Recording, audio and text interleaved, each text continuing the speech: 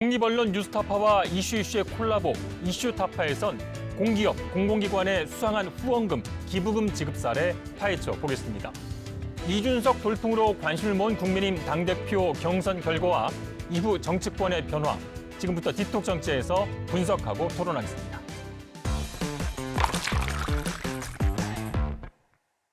네, 디톡 정치의 새 얼굴 봉도사 정봉주 전 의원 그리고 국민의힘 이현주 전 의원 두 분 모셨습니다. 안녕하십니까? 예, 반갑습니다. 네. 안녕하세요. 지난주가 이제 시즌2의 첫 방송이었고요. 이제 시즌2 두 번째 방송인데요. 주변 반응 좀 알려주세요. 볼만하니까 끝난다 이런 얘기. 예. 한 15분 정도 더 했으면 좋겠다. 우리 이 의원님께서는 계속 시간을 더 달라 네. 말씀해 주시고 있고요. 줄기차게. 네네.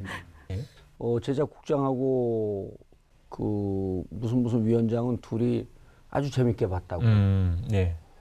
그래서 내가 그런 비판 의식이 없이는 방송이 크지 못한다. 예. 자당 방송이기 때문에 그렇게 칭찬하는 게 어딨냐. 비판을 해야지. 예. 그랬더니 전화 끊더라고요. 저라도 비판의식을 갖고 예, 방송을 모니터하도록 네. 하겠습니다. 자, 디톡 정치 룰 소개하고 토론 시작하겠습니다.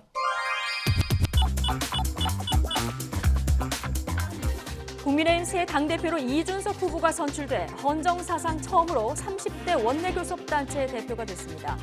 합산 지지율 42%로 당대표에 올라 내년 대통령 선거를 지휘하게 된 이준석 신임대표는 변화의 도전에 대선에서 승리하겠다고 말했습니다. 우리의 지상과제는 대선의 승리입니다. 그 과정에서 저는 다양한 대선 주자 및 그 지지자들과 공존할 수 있는 당을 만들 것입니다. 우리의 변화에 대한 도전은 전쟁과도 같은 치열함으로 비춰질 것이고 이 변화를 통해서 우리는 바뀌어서 승리할 겁니다. 자, 막판까지 나경원 후보와 이 신경전이 치열했는데 당원들이 이준석 당선자의 손을 좀 들어준 결정적인 이유는 뭐라고 분석하십니까? 근데 이변은 없었다. 역시 여론의 어떤 민심이 압도적인 그런 게 아니었는가 이런 생각이 들고요. 어떻게 보면 당심도 여론을 따라가면서 그러면서 많은 우리 당원들이 그만큼 정권 교체에 대한 열망 이게 너무너무 뜨거웠다 이렇게 생각을 합니다. 예. 봉도사님은 가능성은 한 5대5 정도 보셨잖아요. 아마 당원들이 좀 전략적 투표, 선택적 투표를 한 거로 보여요. 예를 들어서 이렇게 나름대로 바람이 불고 있었는데 이준석 후보가 떨어지면 그거에 대한 후폭풍이 역시 그 수구 정당, 보수 정당 다시 꼰대 정당으로 이미지가 굳어지진 않을까 하는 이런 위기 의식이 좀 있었던 것 같아요. 당원들 사이에서도.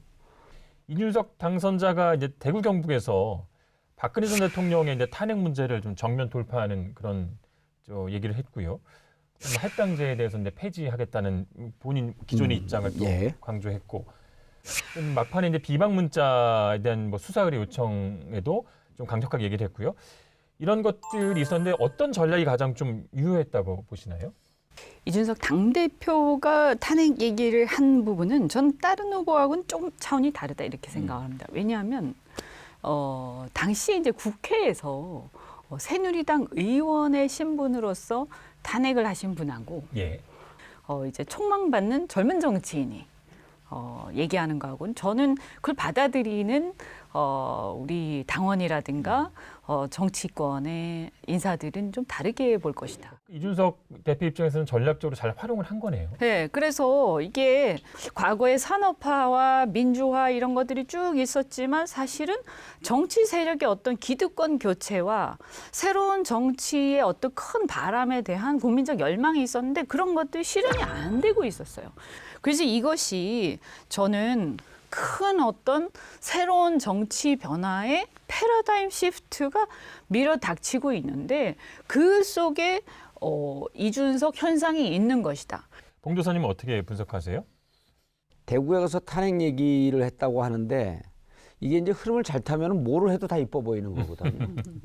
예. 대구에 와서도 난 탄핵에 찬성을 했다. 다만 이제 그거를 통합이라고 하는 아젠다로 포장을 잘 한 거죠. 예. 포장지 정치인이죠.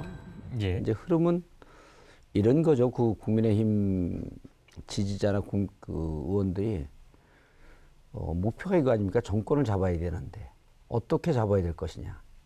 그리고 2017년서부터 그 전국 선거에서 다 졌단 말이에요. 그 자기들끼리 안에서 답을 못 찾고 있는데 김종인이라고 하는 분이 와서 객관적으로 본 거죠. 히딩크가 온 거랑 똑같습니다. 그런데 이제 그 와중에 김종인 위원장이 또 그 아젠다와 방향까지 주고 갔잖아요. 초선이 됐으면 좋겠다. 잠자고 있던 국민의힘 내부의 정권 교체에 대한 열망을 건든 거죠. 그다음에 이제 두 번째는 이번 선거에 보게 되면 중진 4명이 어쨌든 표를 나눠먹는 구도, 그러니까 1대 4의 구도가 됐기 때문에 표는 이준석 후보에게 예. 몰릴 수 있는 여지가 상당히 있었다. 그다음에 이제 또 하나는 이게 오프라인 선거가 계속 진행이 되면 결국 당내도 돈 선거, 조직 선거가 될 수밖에 없거든요. 그런데 온라인 선거고 비대면 선거고 그 줌 선거고 이러다 보니까 이런 흐름이 좀 가능해졌던 거예요. 두 분 다 이제 어떤 구도나 흐름, 외적 변수들을 많이 이제 지적을 해주셨는데 아무리 이제 그런 뭐 외부의 변수가 본인에게 좋다 하더라도 또 개인의 능력이 없다면 안 되는 부분이잖아요. 이준석 개인의 어떤 뭐 장점 이번 당대표 선거를 통해 드러난 그런 거 하나만 좀 짚어주시죠. 제가 이렇게 예. 보면요. 시대가 흐를수록 특히 이제 요즘에 젊은 이제 청년들이나 젊은 세대들의 이제 특징이 뭐냐면 두루뭉실한 것을 별로 좋아하지 않습니다. 예, 그래서 자기 소신이 명확하고 거기에 대해서 책임지는 정치인들을 더 좋아하는 경향들이 있습니다. 물론 반대 견해를 가진 사람들은 비판을 합니다. 네. 그럼에도 불구하고 그 비판을 달게 받고 거기에 대해서 내가 책임을 지겠다라는 자세를 가지고 그 부분에 대해서 자기의 견해를 명확하게 하는 것을 예. 더 좋아하는 경향들이 있습니다. 그래서 예. 저는 특히 이제 신세대뿐만이 아니고 이제 많은 국민들이 그 부분을 좀 더 책임 있는 자세로 인식을 하고 믿을 수 있는 신뢰할 수 있는 정치인으로 평가하는 그런 경향들이 예. 있다 이렇게 봅니다. 예. 지금까지 이제 이준석 대표가 보여준 거는 언론인 이준석이에요. 그러니까 지금 저는 국민의힘 당원들도 지지자들도 약간 혼동, 이게 이제 그 개념이 좀 섞여 있다고 보는데 정치인 이준석으로 보냐 아니면 언론에 나왔던 언론인 혹은 평론가. 셀럽 평론가 이준석으로 보냐, 여기에서 지금 이 이미지가 오버래핑 돼 있는데 이제 정치인 이준석으로 아주 그 온전하게 온 거거든요. 예. 이런 얘기를 했어요. 당 밖에 있는 후보도 다 우리 후보니 다 들어와라. 홍준표 들어오고 윤석열 들어오고 안철수 들어오고 뭐 태극기 세력도 얘기했고요. 그 김동연도 들어오고 최재형도 들어오고 우리 당에 들어오면 다 훌륭한 후보다. 지금 민주당이 폐쇄적으로 그 구는 것에 비해서 이건 훨씬 진일보한 거죠. 다만 이제 이런 세력들이 들어와서 난장판이 되는 건 내 책임 안 지겠다. 네. 이렇게 들렸어요, 저는. 근데 그런 얘기를 한 건 아니죠? 그런 얘기는 안 했죠. 근데 들어오는 순간 김종인 비대위원장을 모셔오겠다는 거 아니겠어요? 그분도 들어와라. 근데 김종인 비대위원장이 이번에 들어와도 이 세력들이 들어오면 그분도 이제 이게 예. 아웃 오브 컨트롤이고 윤석열을 까면서 본인이 이제는 대선 레이스를 직접 뛰지 않겠나라고 하는 생각을 저는 해봐요. 예. 그분도 정치 9.9단입니다. 봉도사님은 몇 단? 저는 이제 8.1단쯤 되는 거죠. 그래갖고 본인이 대선 준비하는 거 아닌가 하는 생각이 좀 들어요. 왜냐하면 윤석열하고 그다음에 이 얘기를 해요. 또 완벽하게 조건이 맞는 사람들이 없더라 찾아보니까. 네. 김종인 비대위원장 그래서 얘기고요. 김종인 위원장까지 들어오게 되면 진짜 그 아수라장이 될 것 같아요. 그러니까 김종인 비대위원장이 관리를 하러 들어오는 게 아니라 선수를 뛸 것이다라는 그런 예상이고요. 아니 들어갖고 이제 다 공격을 하겠죠. 그래서 이제 나밖에 없다 이제 얘기할 것 같아요. 아니 이제 이번에 사실은 그 윤석열 그 전 검찰총장 그분에 대해서 이제 김종인 그 전 비대위원장께서 뭐라고 하셨냐면 최근에 그 검찰총장 출신이 대통령이 된 적은 없다. 그러니까요. 이제 그러셨잖아요. 검사 출신이라고 정확하게 표현했죠. 검사 출신. 검사 출신이 아니, 바로 바로 대통령이 된 적은 적은 없다. 이렇게 말씀을 하셨는데 김종인 위원장의 생각은 그 분명했어요. 그 나가고 하는 행보를 보게 되면 첫 번째 금태섭을 만났잖아요. 예. 그다음 두 번째 윤석열에 대해서 긍정적 메시지를 던졌단 말이에요. 그래서 이분의 생각은 뻔히 뭐였었냐면 제3지대를 뚱뚱하게 만드는 거였었어요. 중도까지 포함하는. 그리고 그다음에 이제 윤석열이 잘 안 되니까 김동연 얘기를 했단 말이에요. 예. 요쯤 돼갖고 제3지대에서 유력한 후보 한두 명을 잡아놓으면 국힘을 흡수 통합할 수까지 있겠다. 그러니까 국힘 외에다가 빅텐트를 치는 구상을 했는데 금태수 만나보니까 안 되죠. 그다음 윤석열 러브콜 던졌는데 부정적으로 나오죠. 그럴 수밖에 없는 게 이제 금태섭 의원이 예를 들어서 예. 정당을 창당할 수 있는 어떤 세력이 있는 분이 아니세요. 그리고 또 저한테 왔으면 제가 만들어줬죠. 3주면 만드니까. 일각에서는 사실은 뭐 이 전당대회가 끝나자마자 입당을 한다. 또 일각에서는 뭐 최근에 우리 국힘의 의원님들 몇 분을 이제 예. 만났다라는 이유로 전당대회 끝나자마자 입당한다라고 하는데 사실은 전당대회 끝나자마자 입당을 할 이유는 또 별로 없습니다. 왜냐하면 전당대회 끝나자마자 입당을 딱 해버리면 뭐 사실은 그 당 지도부 그리고 이준석 그 대표 입장에서는 뭐 이 컨벤션 효과가 극대화되니까 예. 너무나 좋겠죠. 그러나 들어가는 순간 거기서는 그냥 본인은 끝나는 거예요. 그냥 거기서부터 사실은 완오버댐이 돼버리는 그렇죠. 거기 때문에 예. 경선이 레이스가 시작될 때쯤에 그때 들어가면 충분한 것이지 지금부터 들어갈 이유는 하나도 없어요. 사실은 좀 국힘 내부의 구도라든지 여러 가지가 전대 이후에 어떻게 진행되는지를 좀 볼 필요가 있다고 저는 봅니다. 그래서 예. 당장은 아마 안 들어가지 않을까라고 저는 윤석열도 제3지대에 대한 희망과 욕구는 있었어요. 예. 그 누군가가 만들어주고 그래서 제가 농담으로 했잖아. 나한테 연락해라. 정당 3주 만에 만들어줄게. 연락이 안 온 거죠. 연락 오면 제가 욕하고 끊죠. 그냥 뭘 거길 정당을 만들어줍니까? 너무 노선의 예. 차이가 너무 커서 제가 볼 때는 그 이제 최근에 그 입당을 한다 안 한다 이거 가지고 막 논란이 되니까 윤석열 그 전 총장의 그 중마고 그 이철우 교수가 있습니다. 그래서 아마 그 논란이 되니까 아마 의도적으로 그분이 인터뷰를 자청하신 것 같아요. 그래서 그분이 뭐라고 하셨냐면 결국 모든 것이 열려 있다. 다만 입당이 결정된 것은 없다. 이렇게 이제 얘기를 하셨어요. 그래서 아마 제가 볼 때는 뭐 가시적으로 이렇게 빠른 시간 안에 입당이 가시적으로 결정됐다든지 그런 건 아닌 것 같습니다. 그 김종인 위원장을 저는 이준석 당대표는 적극적으로 영입을 할 거예요. 왜냐하면 안에서 중진들하고 싸우는 거는 괜찮은데 밖에서 있으면서 일정 정도 세력을 갖고 국힘을 흔들기 시작하면 그분이 고춧가루 뿌리는데도 선수거든요.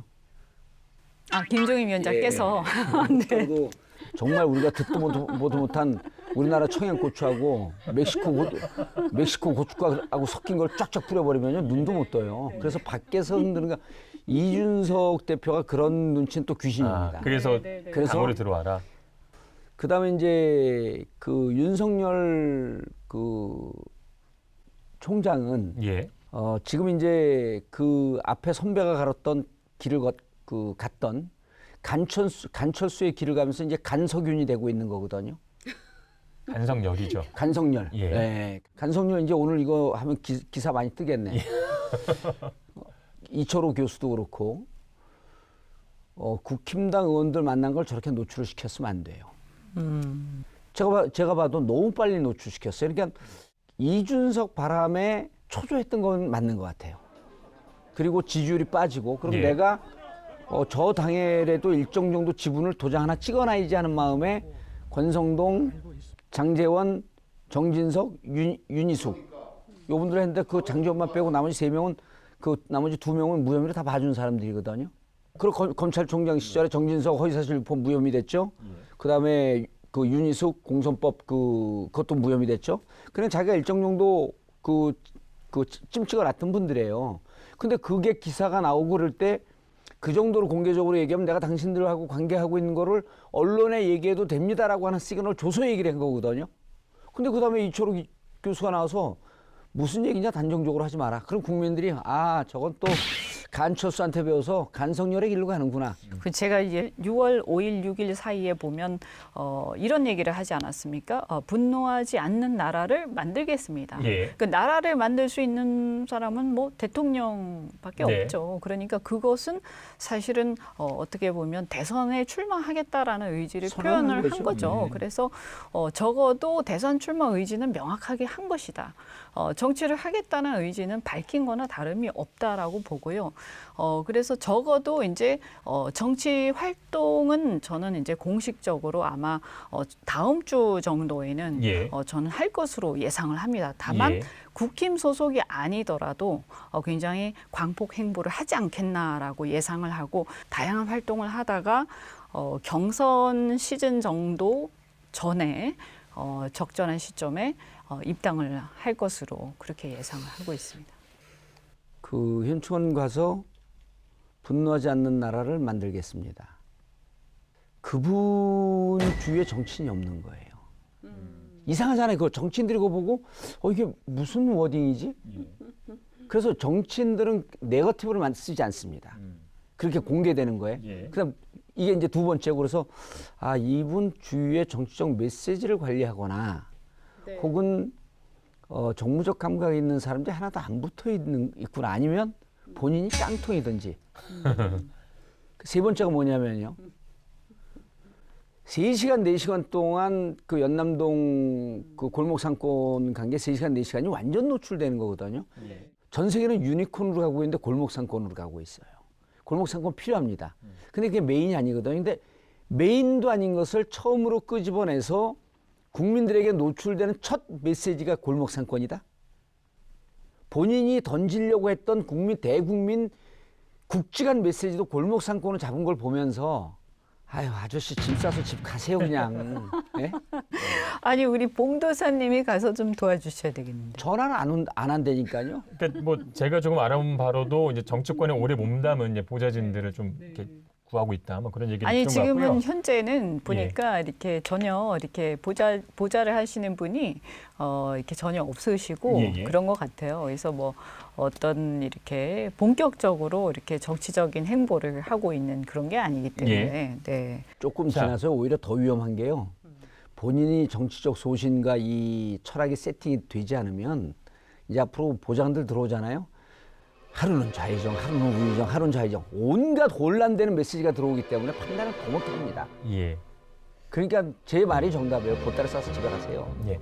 자 이제 이준석 대표의 이제 정치 역량을 이제 알아보는 뭐 그 얘기를 하고 있는데, 자 안철수 대표와의 이제 관계 설정도 중요할 것 같고 합당 문제가 이제 남아 있잖아요. 잘 네. 풀어갈 수 있을 거라고 보십니까?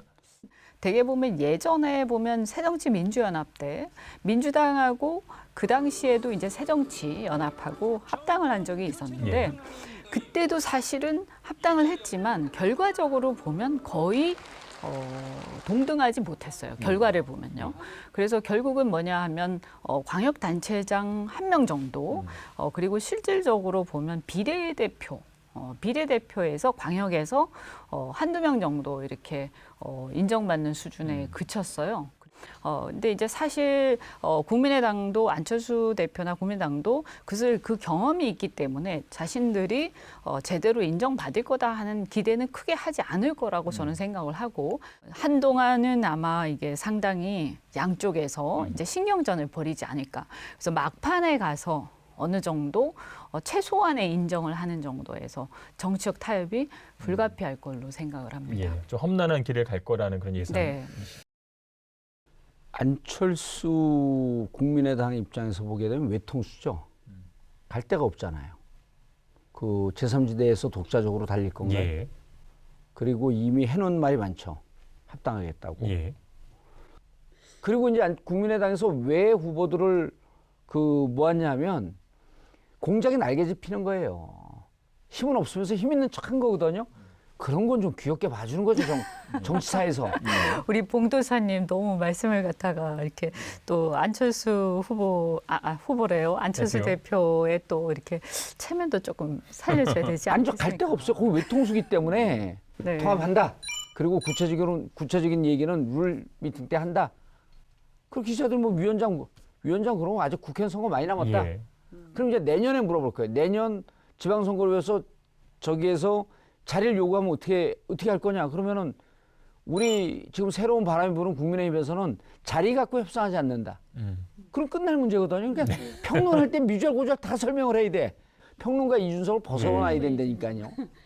국민의당에서 최악의 경우에 안철수 대표가 국민의당의 대통령 후보로 별도로 또 별개로 출마를 할 수도 있습니다. 네. 안철수 대표가 뭐 크게 이렇게 지지율이 높지 않더라도 항상 보면 유의미한 지지율이 네, 있죠. 유의미한 지지율이 있어요. 네. 양자 구도가 이렇게 막 이렇게 양자 구도가 이렇게 되고 삼자 구도가 되고 이렇게 될 때는 이 1, 2%의 이게 굉장히 아쉬운 상태가 되기 때문에 이 대통령 후보가 되는 쪽에서 이 단일화 시도를 할 가능성이 굉장히 또 높죠. 그럴 때는 아마 대통령 후보가 단일화 시도를 하면서 여기를 껴안을 가능성도 배제할 수 없다. 예. 네. 자, 이준석 국민의힘 당대표가 이제 됐고요. 민주당 입장도 좀 살펴봐야 될 텐데요. 당장 좀 급한 일이 생겼습니다. 이제 부동산 투기 의혹의 조사를 해서 12명 의원을 적발해서 이제 탈당 요구를 민주당이 국민권익위 조사에서 부동산 투기 의혹에 연루된 것으로 드러난 12명 전원의 명단을 공개하고 탈당을 권유하기로 했습니다. 송영길 대표는 YTN에 출연해 무소속 의원으로 수사를 받은 뒤 의혹이 해소되면 당에 복귀해달라고 밝혔습니다. 당장은 좀 악재가 될 거로 보시죠? 어떻게 보십니까? 저는 지금은 독배인데 저게 축배가 될 수 있다고 봐요. 예. 이번에 12명이 나왔는데 물론 억울한 분들이 있을 수밖에 없습니다. 그런데 그리고 문재인 대통령께서 임명한 위원장일 터인데 여기에 그 억울하다 그래갖고 여기에 조사를 일정 정도 부인하고 일정 정도는 인정한다? 그럼 국민들이 정부를 뭐라고 보겠습니까? 예. 그리고 이제 또 한마디 더 해요. 해명이 되면 다시 복당하라. 다시 기회를 주겠다라고 하는 걸 지금 왜 얘기를 하죠? 그래서 저는 이런 게 민주당이 아직 정신을 못 차리고 있다는 거예요. 탈당을 하든지 만약에 이걸 얘기를 했죠. 탈당을 하는데 탈당을 거부하겠다라고 하게 되면 당에서 제명 조치를 취하겠다. 이렇게 해가지고 해명하고 난 다음에 복당을 해라? 이 보면 이 뭔가 있잖아요. 읍참마속의 심정이 안 드러나요. 그러니까 지난번에 그 LH 사태 터졌을 때 제가 그때도 지적했잖아요. 보면 민주당이 이 아주 이 무슨 솜방망이 예. 그죠? 출당 안 하겠다고 버티잖아요. 예. 억울하다고. 그럼 어떻게 할 건가? 물론 12명 억울한 거 있습니다. 억울한 거로 따지면요. 정봉주보다 억울한 사람이 어디 있겠습니까? 그거 생각하면서 사는 거예요. 그게 박지성이 얘기했잖아요. 오심도 축구의 일부라고. 그런 거 생각하면서 사는 거예요, 그냥. 아니 나중에 또 다시 명예가 회복되면 다시 돌아오면 되잖아요. 아니, 그런 얘기 하지 말라니까요. 돌아오는 건 그때 정치 상황이에요. 그러니까 그때 정치 상황이 아니, 그때, 그러고 그때 근데 가서 그때 국민의힘이 모르긴 몰라도 2배는 더 나옵니다. 제가 보기에는. 한번 두고 보죠. 두고 볼 일 없어요. 웰빙 정당, 럭셔리 정당, 기획부동산 정당, 그거 뻔합니다. 그래서 국민의힘이 제가 그때 LH 때 보면서 민주당이 의뢰하는데 우리는 나중에 그거 보고 의뢰하겠다. 주호영 대표가 그 얘기했잖아요. 하는 거 보고. 그때 아이고 몇 개월 지나면 지지율 빠질 소리만 하고 있네. 그때 같이 했었어야죠. 예. 그 대선은 점점 가까워지니까. 그럼요. 대선이 가까워지니까. 그리고 사실은 이게 대선이 가까워지잖아요. 그러니까 사실 어떻게 보면 대선이 가까워질수록 더 경쟁적으로 막 세게 해야 되는 그런 게 있어요. 사실은 좀 읍참마속. 지금 민주당 12명 나온 거를 진도 3으로 보면요. 대선 임박해서 나오면 진도 4 내지 5입니다. 네. 사실은 민주당에서 좀 세게 해야 이게 예. 우리 당에도 굉장한 압박이 되지 탈당 않겠습니까? 권유는 센 겁니다. 국민의힘도 웃을 수만은 없는 상황이네요. 그럴 수 아 지금 있죠. 강 건너 불구경 하다 보니까 뒤에서 지금 불 타고 있는지 모르고 있는 거예요. 예. 이제 국민의 시간은 국민의힘의 부동산 시간으로 바뀐 거예요. 예. 자, 오늘 여기까지 하겠습니다. 한 주간 쌓인 정치 독서를 빼기 위해서 디톡스 주스 준비했습니다. 저거 먹고 독이 더 쌓이는 것 같아요. 수고하셨습니다. 예. 뭘 잘했다고 건배하지? 독을 빼자고 하는 겁니다.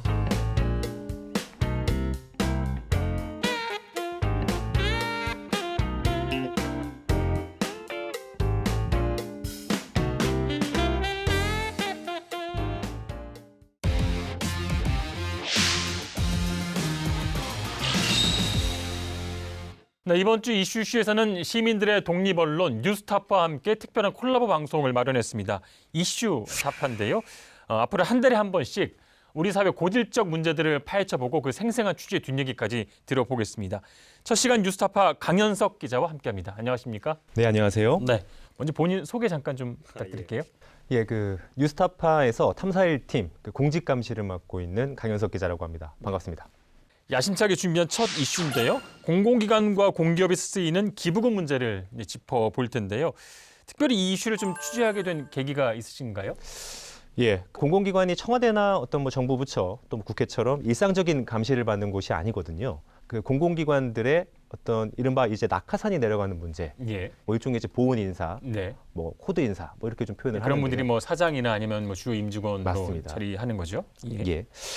근데 이제 이런 낙하산 문제들과 어떤 지금 최근에 불거진 공공기관 문제를 같이 좀 엮어서 볼 수는 없을까라는 좀 생각을 하다가 기부금 한번 살펴보자. 그냥 기부금이 아니라 공공기관의 기부금, 공기업 낙하산 문제를 한번 다각도로 좀 살펴보자라고 해서 취재를 좀 시작을 하게 된 거죠. 예. 이게 이제 정보공개 청구 방식으로 이제 자료를 받으신 거잖아요. 네. 전수조사를 하셨나요? 이게 우리나라 공공기관과 공기업이 올해 기준 350개인데요. 일단 73곳의 공공기관에 대해서 정보공개 청구를 통해서 예. 이들 기관이 이제 집행하는 어떤 기부금, 어떤 사회공헌 예산 내역을 저희가 이제 확보를 할 수 있었던 거죠. 예.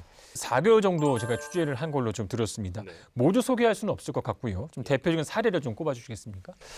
먼저 이제 박근혜 정부 당시에 좀 있었던 일입니다. 예. 그래서 2014년 2월에 광물자원공사라는 공공기관에 박근혜 대통령이 상임감사로 홍표근 씨라는 분을 임명을 하게 됩니다. 예. 홍표근 씨가 누구냐면요, 충남 도의원 출신인데, 소위 이제 친박 인사입니다. 임명 당시부터 좀 말이 있었던 거 네네, 아니겠습니까? 맞습니다. 예. 그래서 도대체 이분의 어떤 경력과 광물자원공사라는 어떤 그런 전문성이 연관이 도대체 되느냐. 그래서 어떤 적합성 논란, 직무 적합성 논란이 제기가 됐는데, 이 홍표근 감사의 지역구가 부여입니다. 충남 부여. 충남 네. 부여. 이 부여에 기부금 명목으로 예산 3,800만 원을 집행했다. 예. 그 이듬해에도 계속해서 같은 패턴의 기부를 한 것이 이번에 저희 이제 취재로 확인이 된 거예요. 예. 해병대 전우회라든지 어떤 부여 개인 택시 사업자 모임, 그러니까 이런 곳을 과연 우리가 일반적으로 기부금을 집행할 때 어떤 취약계층, 예. 소외계층이라고 볼 수 있는지 조금 이제 의문이 들 수밖에 없는 다른 지역이 단체였고. 아니고 이제 부여에서 도의원까지 한 분이기 때문에 이제 문제가 되는 거고요. 네. 예.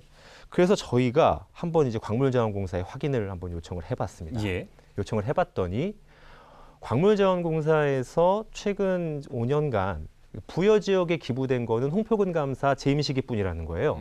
그 이후에는 후원이 당연히 없는 거고요.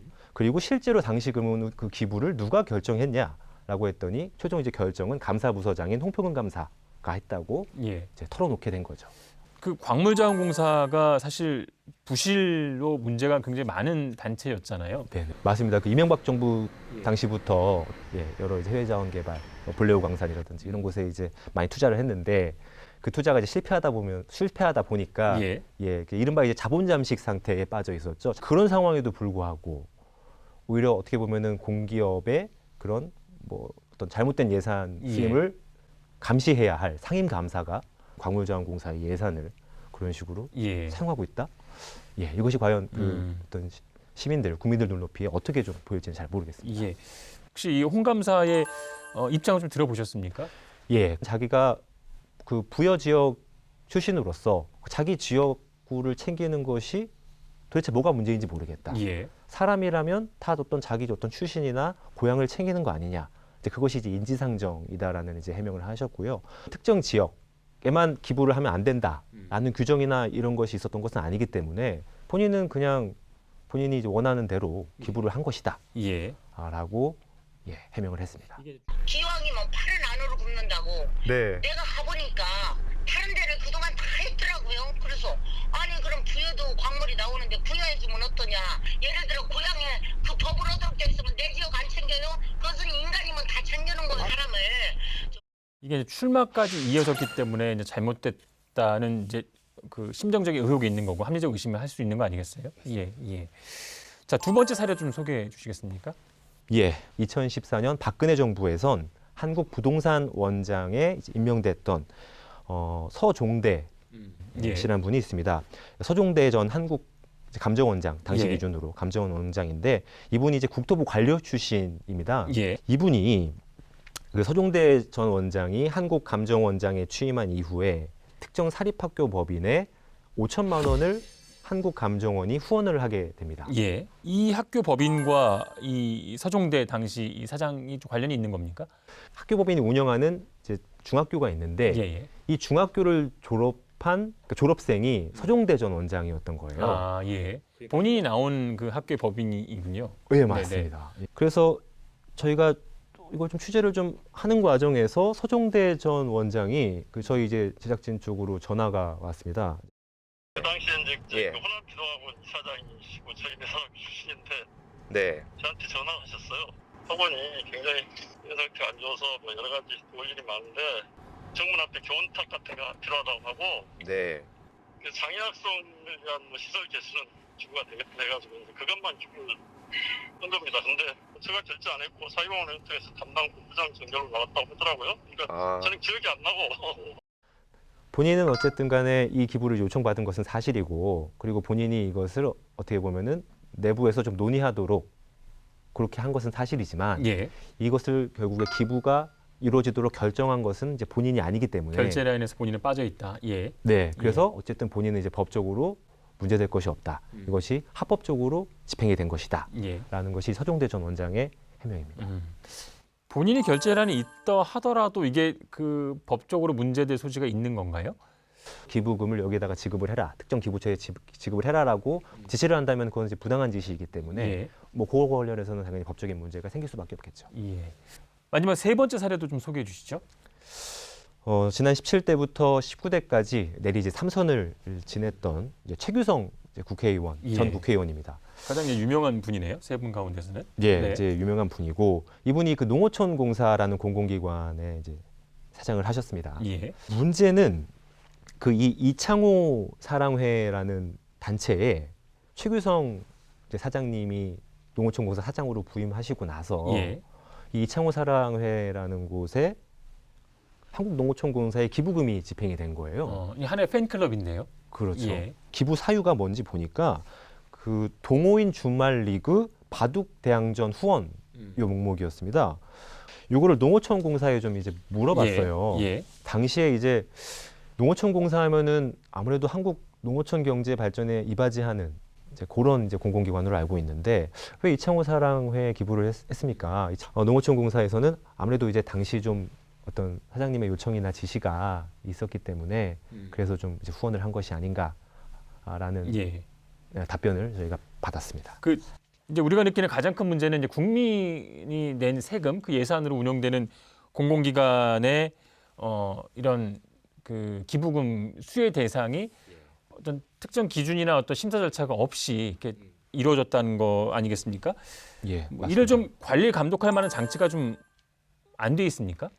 기부금을 누군가가 사용을 함에 있어서 어떤 외부 통제나 견제가 전혀 있을 수가 없는 상황인 거예요. 그래서 예. 실제로 저희가 그 취재를 했던 한 이제 공기업 사장 같은 경우에는 아니 원래 기부금이라는 것이 어떻게 보면 사장 마음대로 쓰도록 돼 있는 돈이에요. 예, 정확한 워딩이 그렇습니다. 예. 그런 식으로 이제 생각을 지금 하고 계신 거죠. 자체 감사 기능을 좀 강화한다든가 다른 좀 대책이 좀 필요할 것 같은데 좀 취재를 해오시면서 어떤 방법이 좀 있을 거라고 좀 보시나요? 그 지침 마련 이전에 뭐 선행돼야 할 것은 실제로 공공기관 기부금이 그동안 좀 어떻게 집행이 돼 왔는지 예. 어떤 감독기관에서의 조사나 감사가 좀 필요할 것으로 보이고요. 외부 어떤 뭐 전문 기관이라든지 어떤 외부 전문가가 참여하는 어떤 심의위원회 같은 게 있다면 좀 더 투명하게 집행될 수 있지 않을까라는 생각을 갖고 있습니다. 예. 계속 열심히 취재해 주시고요. 네. 이제 국민의 혈세라고 하죠. 피 같은 세금이 특정 개인의 어떤 이득을 위해서 쓰이는 일 더 이상 좀 용인되지 않도록 시스템을 좀 잘 갖춰 나가야 할 것 같습니다. 말씀 잘 들었고요. 지금까지 뉴스타파 강현석 기자와 함께했습니다. 오늘 고맙습니다. 네, 감사합니다. 네, 시사토크 알고리즘 다음 주도 열심히 준비하겠습니다. 시청해주신 여러분 고맙습니다.